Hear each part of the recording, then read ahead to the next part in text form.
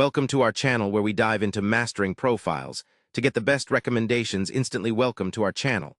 Let's explore step by step how to create profiles that lead to better and more personalized recommendations. First, start by clearly defining the purpose of your profile. Identify what kind of recommendations you want, whether it's movies, books, products, or services. Knowing your goal will help target the right data for your profile. Next, gather relevant information about your preferences and past behaviors. This can include likes, dislikes, purchase history, or any relevant interests. Collecting accurate details allows the recommendation system to understand your taste and habits. After data collection, organize this information into logical categories. For example, categorize by genre, style, price range, or any criteria important to you. This structuring ensures the system can match you with better options.